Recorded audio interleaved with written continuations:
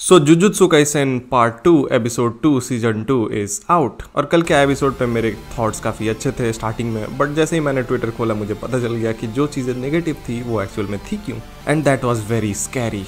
Story के point of view से that was one of the best episode, action के भी पॉइंट ऑफ व्यू से that was one of the best episode. लेकिन कुछ चीजें ऐसी हैं जिसने एपिसोड को बर्बाद करा, इनफैक्ट आने वाले पूरे सीजन को बर्बाद करेगी। ये चीजें मुझे पास्ट में भी नोटिस हुई थी जब तोजी वाला फाइट चल रहा था, बट मुझे लगा शायद ये क्रिएटर चॉइस होगा जिसे हमें रिस्पेक्ट करनी चाहिए। बट अब क्योंकि खुलासे हो चुके हैं and I was stunned with whatever I got to know, ये काफी ज्यादा हार्ट ब्रेकिंग है। इस वीडियो में हम बात करेंगे दो चीज़ों की, एक स्टोरी पॉइंट ऑफ व्यू और दूसरा एनिमेशन पॉइंट ऑफ व्यू।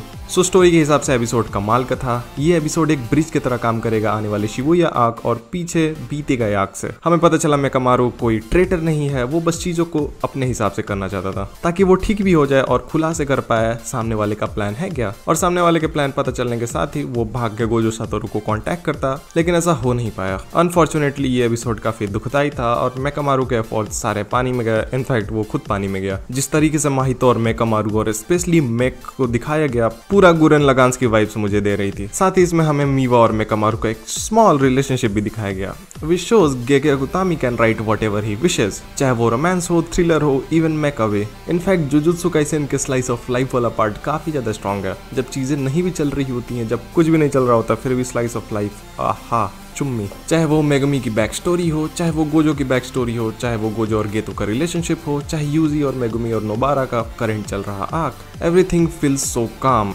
चीज़ें जब ड्रास्टिक हो जाती हैं तो बहुत ज़्यादा हो जाती हैं, और जब काम हो जाती हैं तो भी बहुत ज़्यादा काम हो जाती हैं। हाँ, ये एपिसोड कमाल का था, बीच में थोड़ा बहुत दुखी भी करता है, but in the end Shibuya start हो जाता है। हमने साथ में ये भी देखा कि माहितो कितना ज़्यादा डेवलप कर चुका है and with time he is growing. और गेतो जो कि एक अजीब सा गेतो है, उसके भी कुछ प्लान्स हैं जो आगे चल के पता चलेंगे, ना सिर्फ गोजो सातोरू को लेकर बल्कि माहितो को लेकर भी। एंड माहितो का डेवलपमेंट कहीं ना कहीं गेतो के लिए बढ़िया भी है। साथ ही एपिसोड के लास्ट में हमने देखा कि कैसे शिबुया अब हरकत में आ रहा है, व्हील गिराई जा चुकी है, सारे कैरेक्टर्स धीरे धीरे वहां पहुंच रहे हैं। इनफैक्ट अपना गोजो सातोरू भी वहां पहुंच चुका है, जिसके लिए ये सारे जाल बिछाए जा चुके हैं। एंड अब स्टार्ट होगी एनिमे हिस्ट्री की सबसे बड़ी आर्क्स में से एक। And here comes the part 2, animation part. Animation की तारीफ करते मैं थक नहीं सकता था, लेकिन जापान के कुछ लॉज जो कि फक्ड अप हैं, उसने इस एपिसोड को पूरी तरह बर्बाद करके रख दिया, which were dimming and ghosting.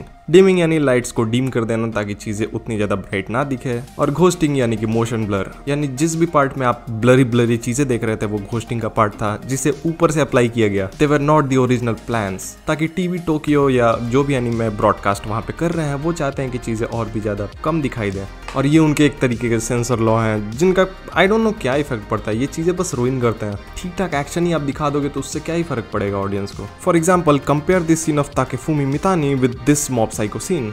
दोनों ही सीन अपने आप में बढ़िया है, लेकिन ताकेफुमी मितानी वाला सीन जो कल जुजुत्सु काइसेन में दिखाया गया, उसमें काफी सारी चीजें एक साथ हो रही हैं। माहितो भाग रहा है, माहितो ट्रांसफॉर्म हो रहा है, और लाइट्स उसे फॉलो कर रही हैं एक साथ। लेकिन इन द एंड प्रोडक्ट क्या निकल कर आता है, बस कुछ हो रहा है, आप देख लो। वही मॉब साइको का सीन बिल्कुल साफ और क्लियर हमें दिखाई दे रहा है, इवन दो स्क्रीन पे ज्यादा कुछ चल नहीं रहा, मॉब साइको वाला सीन स्टैंड आउट करता है। इवन इसमें मापा की कोई गलती नहीं है, मैं याद दिलाना चाहता हूँ, गलती है वहाँ के लॉस की, जिसके कारण ये सारे इफेक्ट बिल्कुल बाहर से अप्लाई किए गए। आप ट्रेलर देख लो ना, ट्रेलर में कितनी सारी चीजें बिल्कुल ज्यादा क्लियर है, बट अनफॉर्चुनेटली आने वाले टाइम में ये सारी चीजें कहीं ना कहीं ब्लरी टाइप की दिखेगी, जो ऑब्वियसली रूइन करने वाली है सारा experience. Animators had given everything they had. इनके रॉ कट्स को मैंने साकुगाबोरो में जाकर देखा एंड काफी क्लीन है ये, सारे बाहर की चीजों ने इसको खराब करा है। सैड टू सी कि ये चीज सिर्फ अभी नहीं आगे भी होगी। शिबुया में फाइट्स के पूरे पैकेजेस हैं जिनमें ढेर सारा खून खराब है, और कसम से ये चीजें अब जब तक ब्लूरे नहीं आ जाती हमें झेलनी पड़ेंगी, जो काफी ज्यादा दुखदायक है, स्पेशली फॉर एनिमे ओनलीज, जिनकी स्टोरी की भी एक्सपीरियंस कहीं ना कहीं थोड़ी बहुत इफेक्ट हो गई है इस चीज से। एनिमे फेमस है अपनी इसी कट्स की वजह से, और दुनिया भर से लोग एनिमेटर्स बनने जापान जाते हैं, इवन दो वहाँ इनकम की दिक्कत है, बेसिक पे काम चल रहा होता है और काफी ज्यादा काम रहता है। लेकिन ऊपर से ये सारी चीजें जब आप अपने काम को पूरी तरह दिखा भी ना पाओ, सबका मोरल डाउन करेगी। अल्टीमेटली एनिमेटर्स या कंपनी भी यही सोचेंगे कि इतना एफर्ट लगाना ही क्यों है, नॉर्मल सीन ही बना दो, जब इन द एंड ब्लरी कर देना है या फिर सेंसर लगा देना तो फिर फायदा कुछ है ही नहीं। तो हाँ, ये बैड न्यूज है, बहुत बहुत बड़ी बैड न्यूज। नॉर्मल बंदे शायद इसे अभी भी इंजॉय कर पाए, बट जिन लोगों को ये चीजें पता चलेंगी उनका एक्सपीरियंस आने वाले टाइम के लिए बस खराब ही होगा।